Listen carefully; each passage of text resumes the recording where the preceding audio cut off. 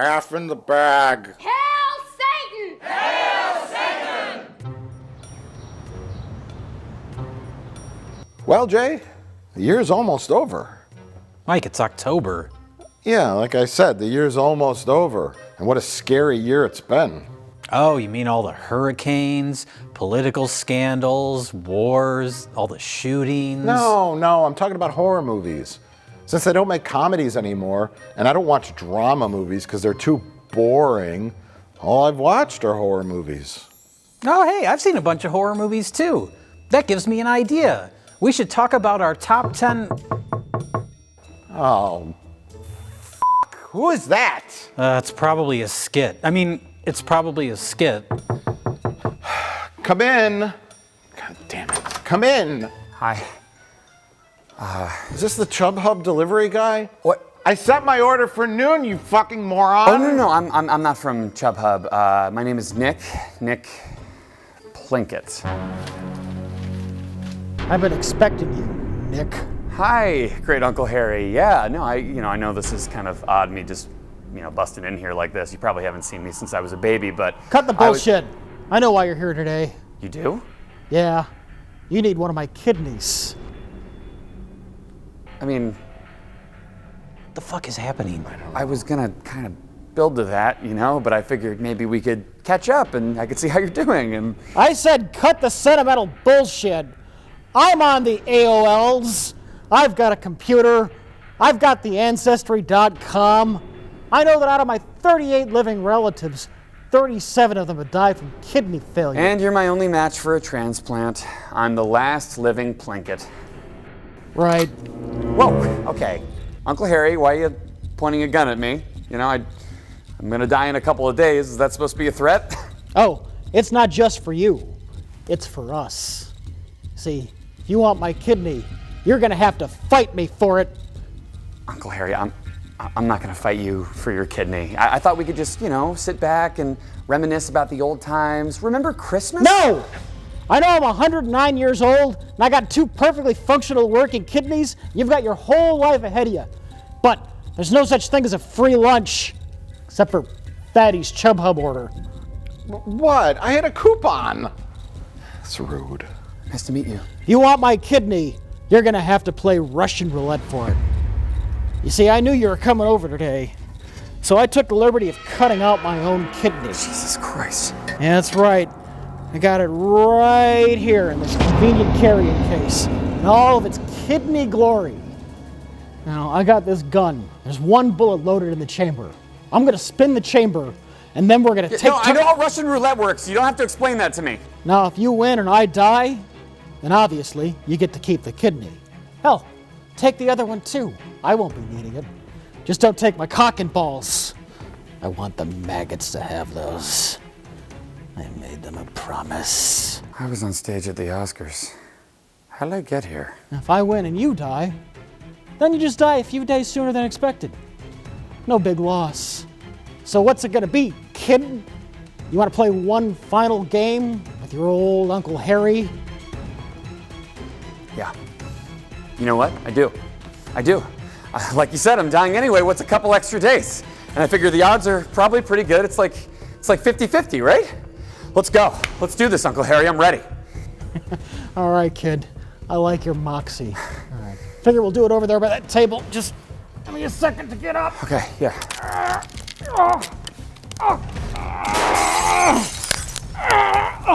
Okay. Oh God, this really hurts after that self-inflicted kidney surgery.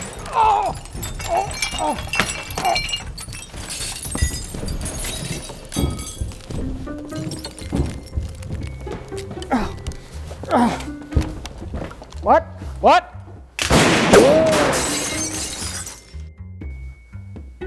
Joke's on him. I put my kidney in that thing. What? What's even happening anymore? Well, that man got his kidney, so I'm happy for him. Can we talk about these fucking movies? Would you like to see what I look like? I'm giving you the chance to be of great use in our quest for preservation.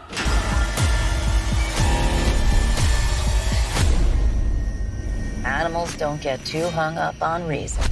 They just keep killing.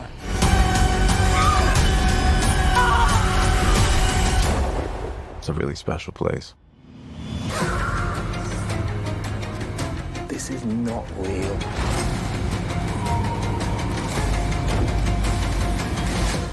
As I've always believed, there's nothing that can't be explained. I want to go. What happens when it takes on a life of its own? MaXXXine. You're a fucking movie star.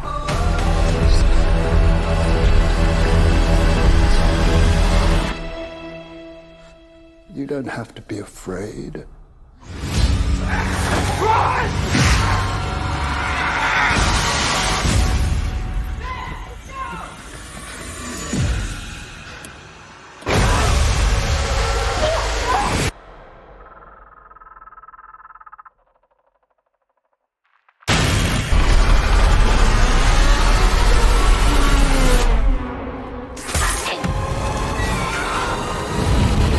People are gonna love that. Plinkett ran after that guy. It took him a little while to realize that he put his kidney in there so he could play Russian roulette with that man. But then he realized that he didn't put his kidney in there, and then he realized that he did. So then he ran after him. $20, like on the way running after him, he doesn't remember what he's running after, and he just gets on the bus and goes right to Popeye's Chicken for his usual lunch special. Get a classic combo meal at Popeye's Chicken today. Love that chicken from Popeyes. For $5.90, $4.99, $5.99. What, I don't know what the price. It's here. Can you get a fast meal for $5.99 anymore? $35.99.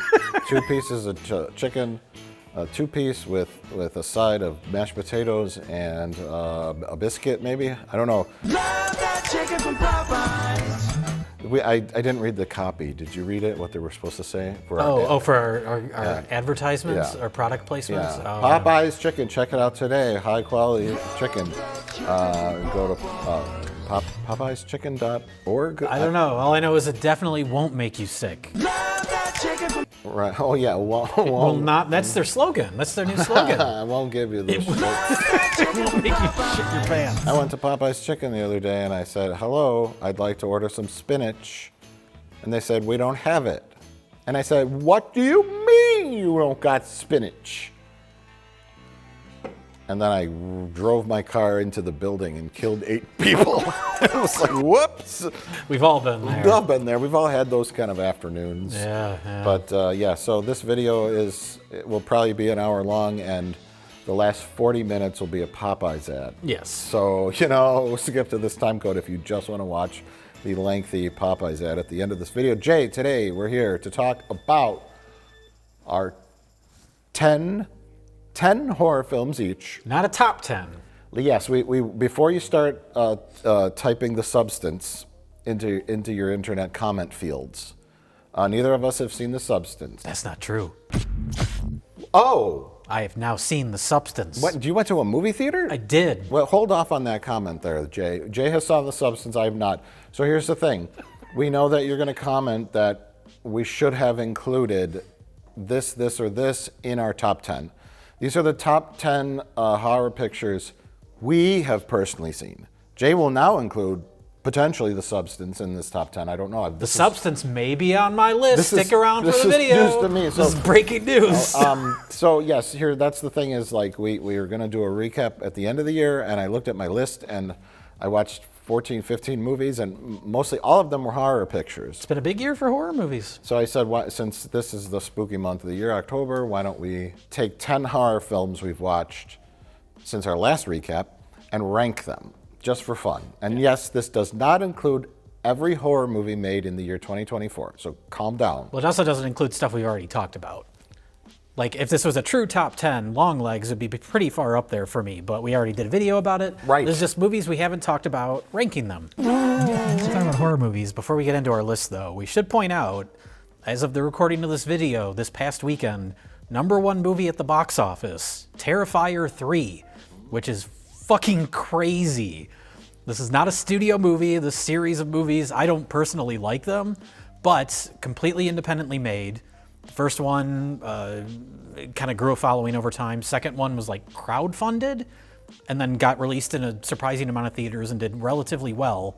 This third one, budget of only $2 million, #1 at the box office over the weekend, without any sort of like mainstream marketing, no studio behind it, just a like completely grassroots growth. This is like unheard of. Take that, Joker 2, Folie à Deux. The other Cloud movie, it beats the sequel to a $1 billion movie. I mean, it taps into that like teen audience that wants to go, or young adult audience that wants to go see a geek show. See, people, a really bloody, violent horror picture because they ain't getting it from Blumhouse. Yeah, exactly. It's like the anti-Blumhouse movie. And yeah, I guess don't give the guy who directed the Hangover movies $200 million and carte blanche to do whatever the fuck he wants, because... I mean, did anyone see those Hangover sequels? I don't know. I know you didn't like the first Joker movie. I thought it was mediocre, and then everybody interpreted that as me hating it for some reason. I thought it was derivative and kind of shallow. And from what I understand, the sequel is him saying, "Oh, you like that first one? Well, fuck you." It's like, okay, but what are you saying? Other than fuck you, what's the point? It could be one of those Gremlins 2 situations. We'll only know when I never see it. So Robert Picardo gives up and decides to fuck a gremlin? That's what I heard happens at the end of Joker 2. That's why everyone's so up in arms. Okay. It is Warner Brothers. Joker versus Gremlins. Make that happen. Yes. I was thinking about that the other day. This is my new prediction for the future. After, like, I don't know, comic book movies just burn out, epic crossover films. Oh, sure. Because, like you mentioned, Joker versus Gremlins. I was thinking about, like... I mean, that's Deadpool versus Wolverine. That's what that movie is. I was thinking about the floating, bloated corpse of Star Wars, and then the floating, bloated corpse of Star Trek. Ooh. And I was like, ooh, Star Wars versus Star Trek. Like, just... You make a movie of that, it'll make $1 billion, and then they'll rush out a sequel, and no one will see it. Mm-hmm. That's one of those one-time only things. But can you imagine, like, that kind of just that trailer, like a giant Star Destroyer, and then like this time rift opens up, or dimensional rift, and then the Enterprise D flies through it. And everybody claps. And everyone claps. Because they know both those things. And they know, and then, oh my God, that would be, we are the Borg, like 100 Borg cubes are flying at the Death Star. And just imagine the endless possibilities that could occur with crossover films. Because the studios will get desperate for like those big, like tentpole, giant pizza pie movies that just everyone goes to see because they're just burning out all their properties. And then it's all the work for all the copyright lawyers.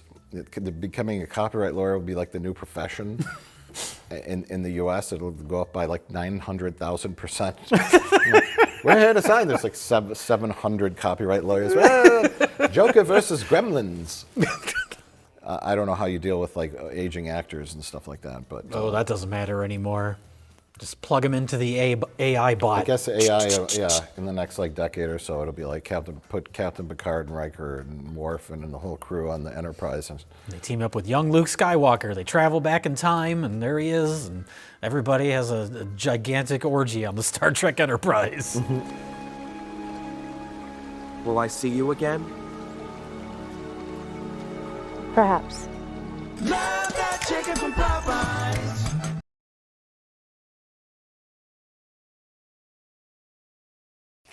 What are we doing? What start? 10. My action. number 10 on my list is MaXXXine. MaXXXine. I'm the private detective. I had to find you. Third film in the Ty West Mia Goth trilogy. On paper, this should be my favorite one because it's an homage to Italian giallos and sleazy LA nightlife movies, but it's by far the weakest one. Because the story with those first, there was X and then Pearl. Pearl, I think, is by far the best one. X is decent. It's a good movie. But I guess the backstory was they were filming X, and while they were making that, Ty West and Mia Goth just kind of came up with this whole backstory for the old lady character, the murderer character in that. So they're like, they were filming it in New Zealand, I think. They're like, let's just stay in New Zealand longer and make another movie. So they had this like creative momentum and just filmed the second movie, almost like a spur of the moment idea. So those two movies are very connected, and I think they build off of each other. And I was like, well, now we do a third one. It was kind of like an afterthought because it's the main character, Mia Goth from X. She's now back. She's in LA. There's a mysterious black-gloved killer. She has to figure out what's going on. All the killings are somehow related to her, but her character has like no agency in it. It's mostly her reacting to things happening around her. So the character that I thought worked really well in X just has like no kind of forward momentum in the story.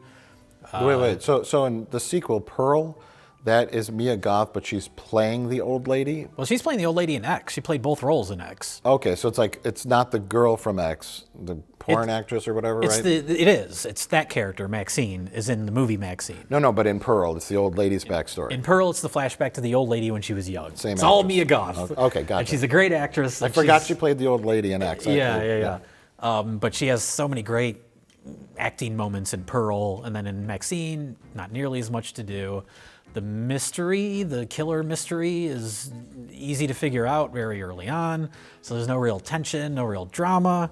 A couple flourishes of visual creativity that I liked, but by far the weakest and most boring of those three movies, unfortunately. I was really looking forward to it. I'm sad to hear that. Because I really like Mia Goth. Sorry for your loss. That's my number 10.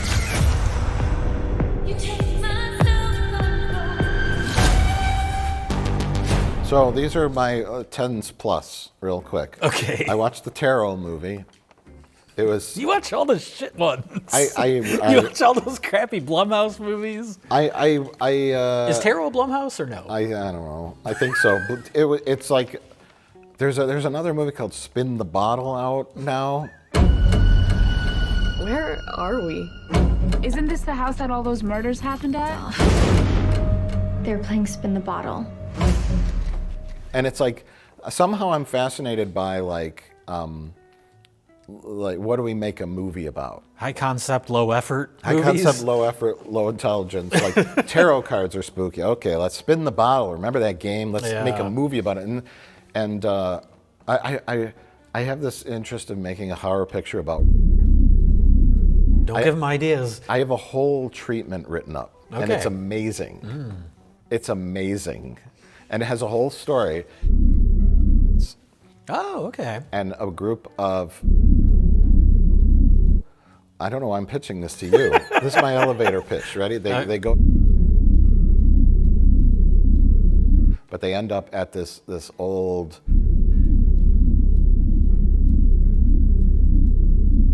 So anyways, movies like that kind of fascinate me. It's like, what are they going to do with this gimmick? But Tarot was like, it was like a competent but forgettable. The Strangers Chapter 1, no. Rennie Harlan, he's back. Yeah, it was a good looking movie, but it was like pointless and unsatisfying and... Well, that's the ultimate, like we talk about like sequels to Halloween, how it's like Halloween is such a singular idea. That first Strangers movie is so simple and so straightforward. There's no reason to make more of them. Well, I put Apartment 2A on here. Oh, that's in your sub 10. Okay. Well, we'll talk about that because it's on my list. So we'll talk about that. Yeah, we'll talk about it when you talk about it. And then I watched the Afraid movie, the AI movie, with John Cho. Yeah. Oh, boy, was that bad. That was just awful. I don't even remember what happened at the end.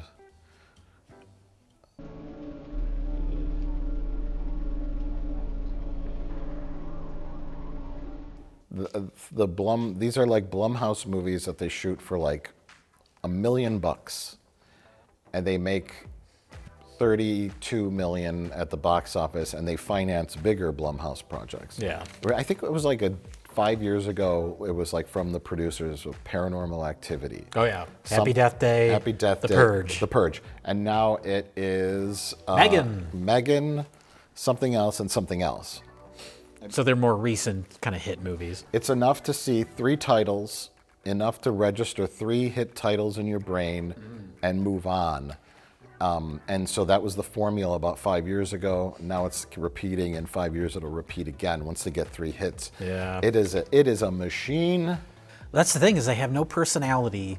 They're all PG-13. They're aiming for the widest audience possible, which means they're going to be bland. Yeah. And then that's it. They eke out a profit opening weekend, and then they're never mentioned again. So my tennis trap, we're going to wait till we get up to 1 or whatever yours is. What if I put trap at number 1? Okay, well, what if we coincide too much? My 9 is The Watchers. Okay. Did you not see that? I haven't seen The Watchers. Okay, The Watchers, Fairies, nope. That's all I wrote. That's your review of the movie? Number 9 on my list, I think this is on your list, probably higher, Stop Motion. Yeah, it's on my list. Okay. I don't know what it is. I think right in the middle. I forgot to put it on there. There's a girl. She's scared. There's someone coming. Stop Motion. Story-wise, not doing anything new. We've seen a lot of movies like this, especially in the last few years. Young woman her reality starts to unravel. And is she losing her mind? Saint Maud. The Britney Spears story. The Britney Spears story? What? That's such a dated reference. I mean, I know she's still around, but... I know. I suddenly became, what's his face? Gene Shalit? Nah, the guy with the comb over and the tuxedo. Britney Spears. Oh, yeah, you know. Neil Hamburger? Yes, Britney Spears.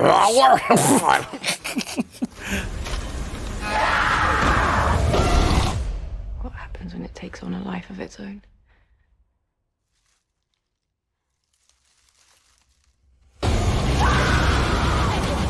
So story-wise, not doing much new, but man, those little stop-motion creatures are great. All the stop-motion stuff in the movie, I think, kind of elevates it to something a little more interesting. Yeah, well, yeah.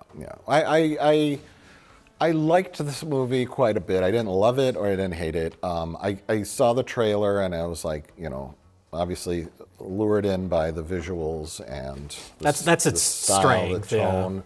And there's something there's more going on. It's more like metaphorical and the spiral into insanity by like her being lonely and the under control of her mother. The oppressive mother, and there's a lot of character stuff going on with that, and it was nice to see.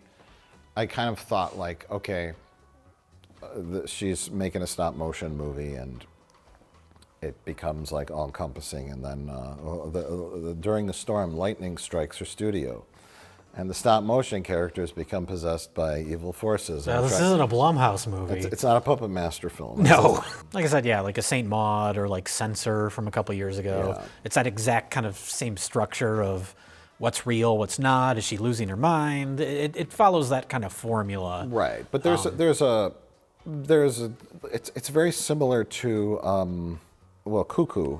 You didn't watch that. I haven't seen Cuckoo yet. There's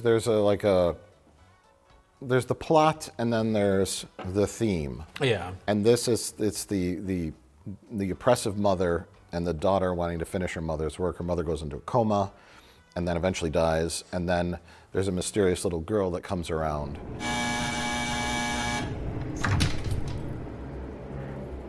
What's all that stuff? It's called stop motion animation. What do you think? It's a bit boring. It's not finished, and it's not boring. Make a new one. A new one? Yeah. And she rents like a abandoned apartment in like a abandoned building, basically. It's like no one barely lives in the building. so that she could have privacy and work on her thing. And a little girl comes around, starts telling her how to make the movie better. So there's, like generational female stuff. What was that other movie with the generational females? Oh, Relic. Relic, yeah. Which will kind of come up later. Metaphorical and less, the monster is possessed by a demon and is trying to stab you as you're running down the hallway. Right. So I appreciate the artistic approach. And the visuals, too. All those little meaty puppets making their little squishy noises. Yeah, it's very unsettling. And she pulls a piece of her muscle out of her leg to make the monsters, and then it just goes. So it's a Marilyn Manson video, music video come to life with the story. This is like a Tool video, right? Didn't they always have stop motion in their videos? Yes. There's a great stop motion Tool video. Yeah, I think the director of this, I think it was her first feature, but it directed lots of like stop motion shorts. And it's like, oh, that's clearly whoever made this, that's their background is in that stuff, because it's expertly done stop motion effects. It's a good. I mean this with all due respect, it's a good movie to put on at your Halloween party. That plays in the background that while everyone's drinking beer and talking, you can watch it and see creepy things going on. She goes to a party at one point, she starts seeing like creepy puppet head and then sees people with the puppet eyes on their faces, and good like music video type stuff. And I like when she works for the corporate-y puppet studio and they're like, we need you to paint 6,000 eyeballs for this one shot. She's like, no, I'm an artist. I'm not working for it was like the equivalent of like Disney, like this kind of stop motion company. So lots of great scenes. That was a good movie. I like that. That's Solid. That's my number 9. Oh, I think that probably would have been more of a 7 or 8 for me. Okay. Even though it's not your 7 or 8. No, I just somehow not on your list. That was an error and omission. Okay. And or omission. E/O, as they say in the legal community. Corporate's going to come down on you for this oversight. It's an E&O issue there. It was an accident. Love that chicken from Popeyes.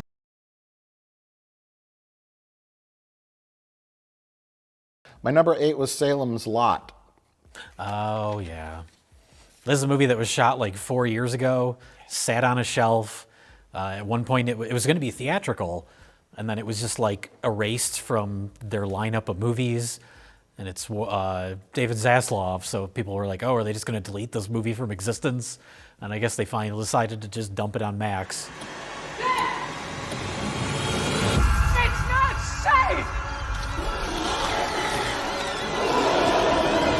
And has the guy who was in one of my favorite shows of the last couple of years called Outer Range, which was canceled. Oh. Is he the main guy in Salem's Lot? He is the main guy, yeah. Is he better on Outer Range? Not that he's bad in this, but his character is very bland. I mean, it's a classic example of taking a Stephen King book and whittling it down until all the details that make it interesting are just kind of gone. Because it's supposed to be, I mean, it's about a town that gets slowly overtaken and all the townsfolk become vampires. But there's so little emphasis on all the like side characters in this that it doesn't really have much of an impact when they start turning into vampires. This should be a mini-series. I mean, there's really no point in doing a new Salem's Lot when you have Midnight Mass, which is a very similar type of story, done infinitely better. Yeah. Because you get to know all those side characters in that town. They don't literally become vampires, but they're controlled by the vampire. Yeah, it felt quaint. Because same with the Rosemary's Baby prequel, Apartment 2A or 7A. 7A. It felt quaint because it's like, oh, they're just devil worshippers. Hail Satan! Hail Satan! Oh. It's vampires. Like Salem's Lot was probably like groundbreaking and novel in 1974 or whenever he wrote it. Sure. But nowadays it's just like, oh, that's the twist. It's just the guy brought a vampire into this town.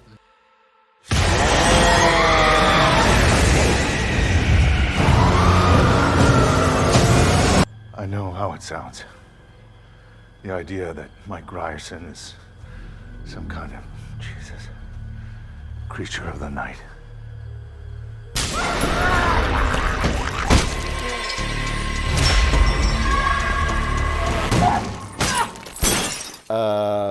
I see what you're saying, side characters, but not having seen the original movie, or there was a TV miniseries? Oh yeah, Tobe Hooper did it. It's classic. Okay. The look of the vampire in this is directly stolen from the vampire in that. Barlow, the main vampire guy.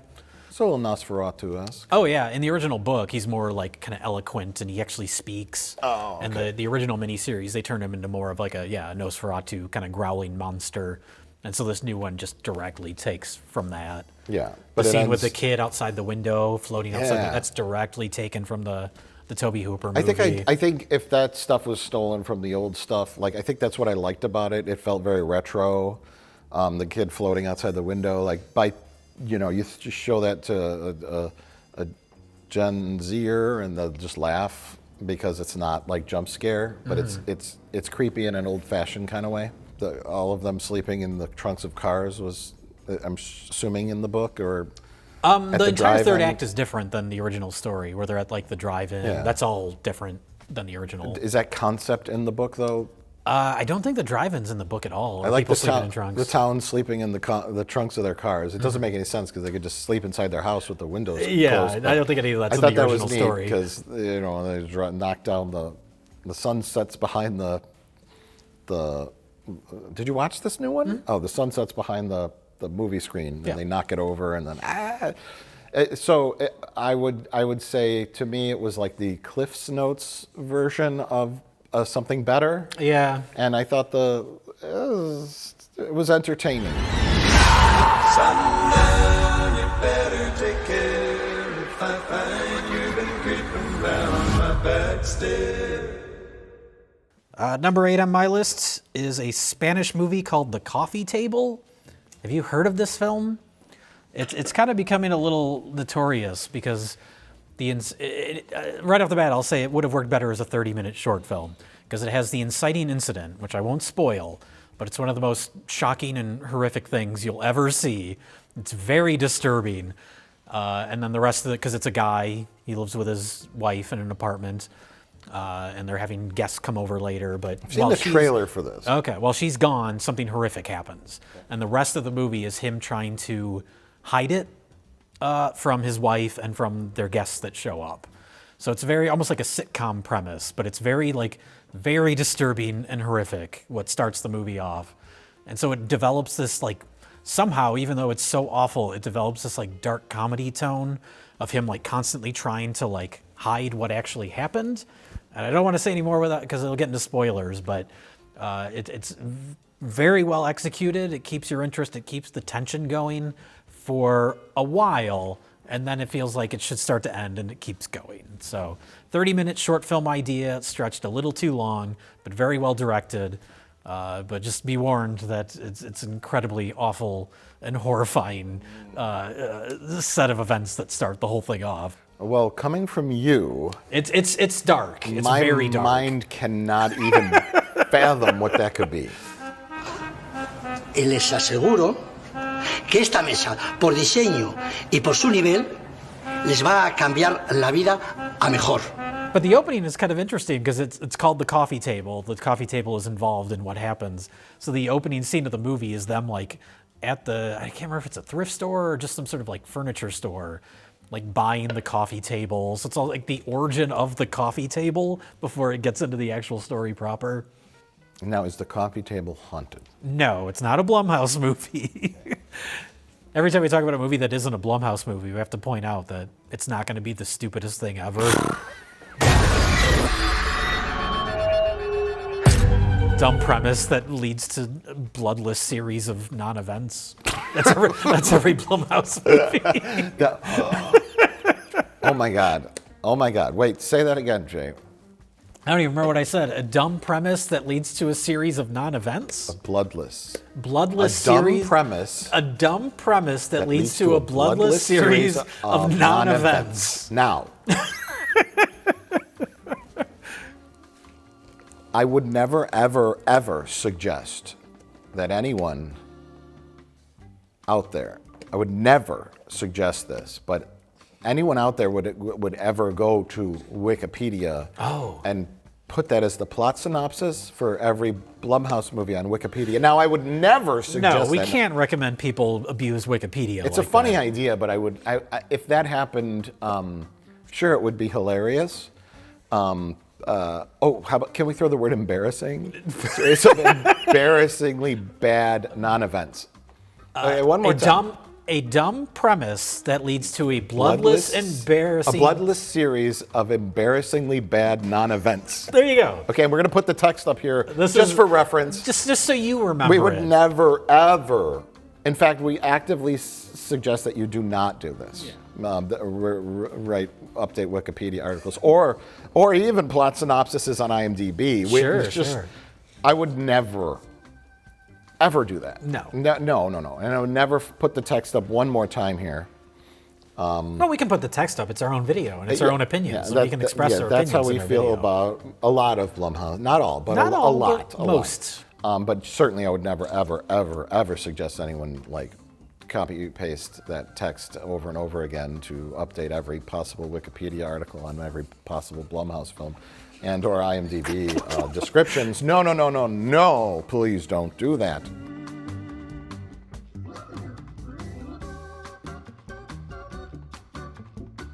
On a related note, I can't wait for Blumhouse to remake The Coffee Table. ¿Todo esto por la mesita, en serio? ¿Qué está pasando?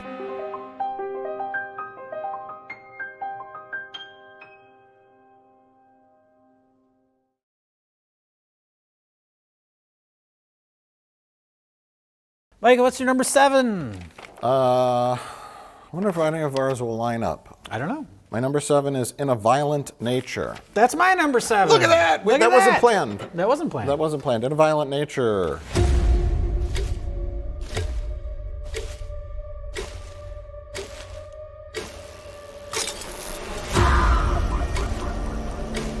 I liked it a lot.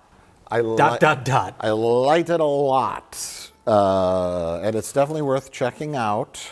I enjoyed the trailer. The film is shot in the 4:3 aspect ratio, retro style, and it says, what if the camera followed around Jason Voorhees? Yeah, it's basically a Friday the 13th movie. Yeah, his name's is it like Billy or something? He's its own killer. They give him his own backstory, but it's basically Jason. Yeah, and what is it? An amulet is taken from a gravesite, and then there's like a 10-minute long sequence of him just coming out of the grave, like very unceremoniously. Yeah, it's a very, I think the trailer describes it as like an ambient horror movie, where you're more just kind of following him around. Because usually in a slasher movie, you have the great stalk and kill scenes, and then you have boring human character scenes. Here, you replace the boring human character scenes with just the monster walking around. Here's what he's doing in between kills. Yeah. Which is interesting, but then they give too much backstory to where you start to get invested in the idea that this will actually have a satisfying story on top of it. Because we kind of breaks its own rules of following the monster. We get that campfire scene, and now all of a sudden we're not following the monster, and we have the camera spinning around as these characters give all the backstory and all the exposition about the history of the killer. And you're like, oh, is any of this going to come into play later? Anything they're talking about, his weaknesses, any of this going to have anything to do with anything? What do they say that's... I don't remember the details of it, but that's what I remember thinking. They establish like specific little details about the killer, and you're like, oh, this is going to tie in later, and then it never does.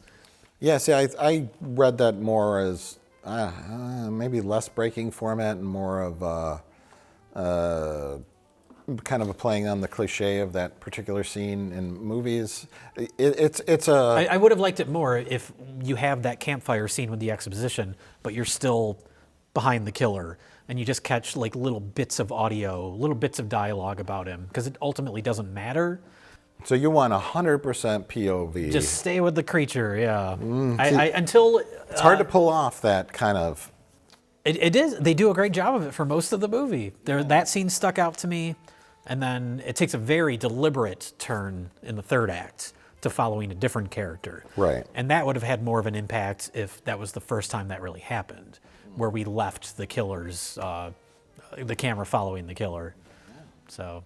break it up into chapters. Sure. Like Strange Darling, where you kind of focus on different events. You could do that.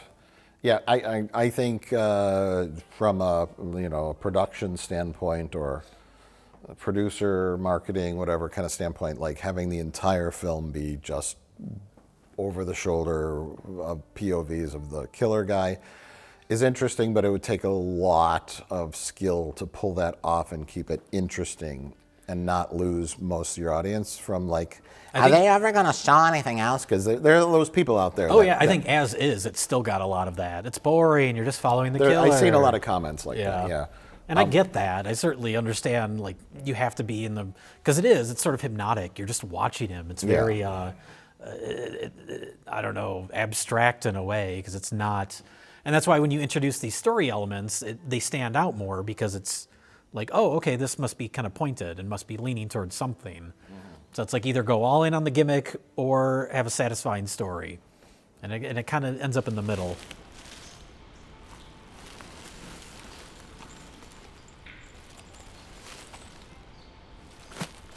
Oh, yeah. See, what intrigued me in the beginning was that first scene where he comes out of the ground and just how, I don't know which Friday the 13th movie where the lightning strikes the... Oh, that's 6, yeah.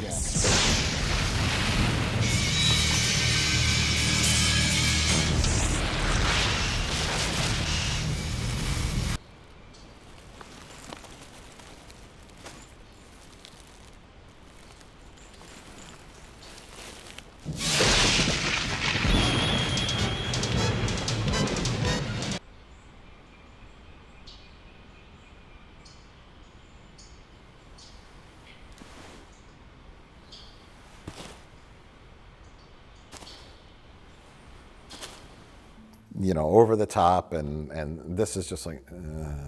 It's everything's so mundane. And it's so like, it lacks, is there music in it? I don't think there's any music. It's where it lacks all the pizzazz and there's no like smoke machine running at night, and all the like the horror movie things that you think you need to make it scary are withdrawn from this, and it is scary at times, and there are some really good like moments, like when they're trying to get into like the ranger station, where it kind of I see what you're saying about the fire pit scene, where it comes off as like a what if kind of movie. What if this lumbering undead thing that just wants to kill, it's just no motivation, it's just like a killing machine. What if that were to come out of the ground and just exist? Yeah. How would the world react to that?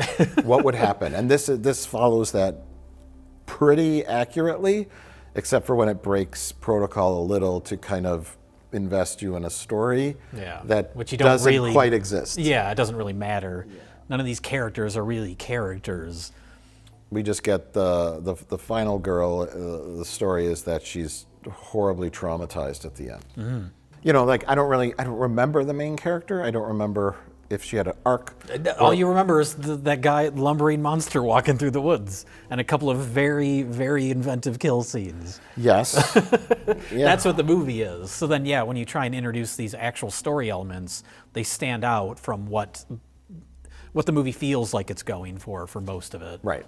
And then the ending, I think, was the nail in the coffin, final nail in the coffin, because it seems to build to something, and then the girl gets picked up by a lady driving, and she just starts talking.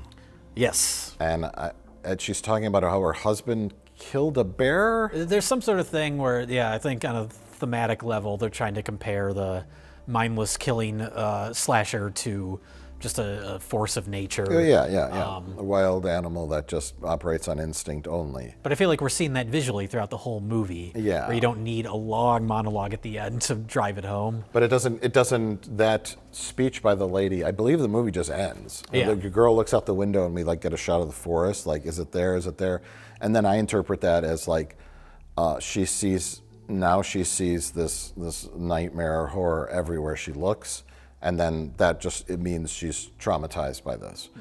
But the lady's 40-minute long dialogue scene is The monster or she doesn't know about the killer, I don't think. She's just talking about a bear. But the purpose is that the monster is a force of nature. It is just out for a specific thing, like a bear is out for food. Right. Maybe to protect its young, I don't know. But a bear exists to kill for food and to protect. A bear will kill you if it thinks you're a threat. Yeah. Blah, blah, blah.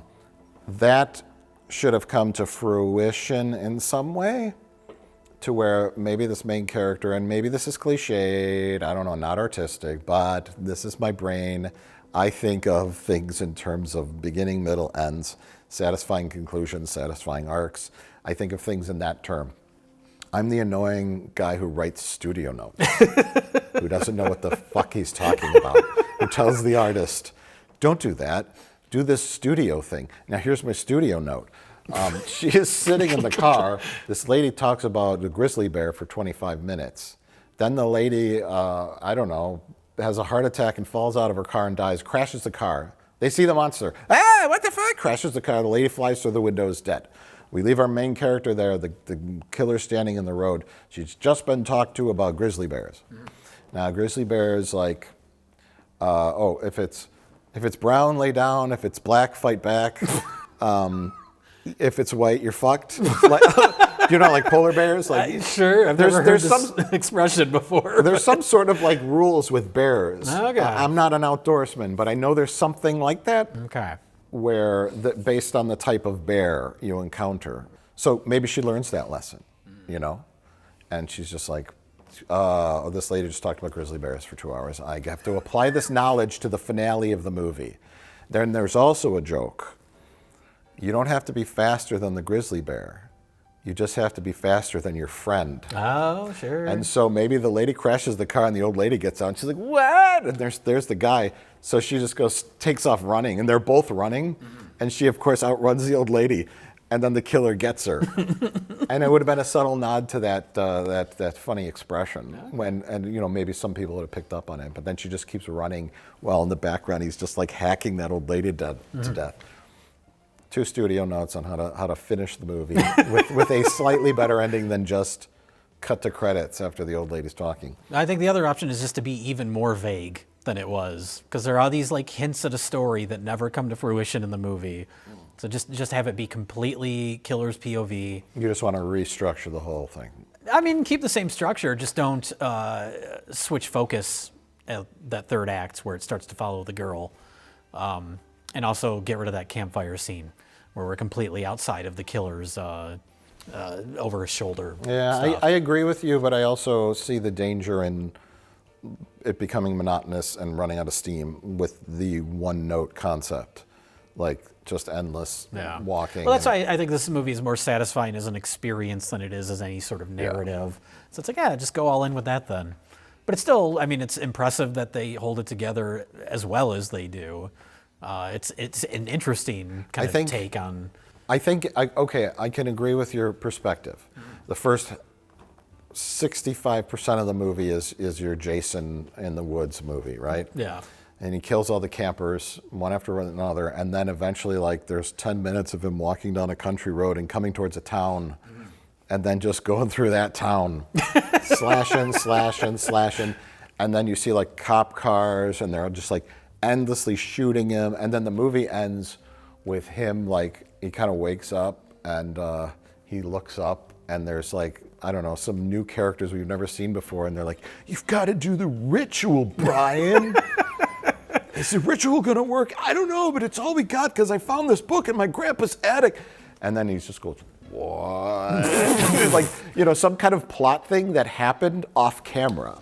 Oh, sure, yeah. Where they developed some kind of way to de-Jason him back to where he came from. And we haven't heard this before because we've been following the killer. We don't know what, and then he starts reading like in Latin out of a book, and there's like lightning going on, and then the killer's like, and his vision starts getting blurry because the curse is working, and then the movie ends with just like dirt, like covering the camera, and then it just goes to black. There you go. And so you go from the beginning to the end with and then your third act is just a fun sequence where he's just like slaughtering everyone in the town. He like busts into a church. There's like a wedding happening. cops are shooting because you try the guns. The guns never work because they just hit them. And then the whole sequence of events leading up to all the elements that would make up a Friday the 13th plot, but it happens all off camera because he's the killer and he's not aware of it. Right. So yeah, this is one of those movies where you just want to like kind of fix it, or at least throw your horribly annoying studio notes at the director who just disregards it and says, I have my own vision. And you say, okay, go for your own vision. And it is a unique vision. And that goes along with some of the other things we've talked about, the movies that feel like unique and singular. This falls into the movie you play at a Halloween party, where you don't want to, assemble a group of friends to sit down and watch it. Where you got to pay attention to the plot. Yeah. It's just on in the background, on your projector screen, in your backyard, where your fire pit's going, everyone's drinking pumpkin beer, and a Violent Nature's playing, and that's it.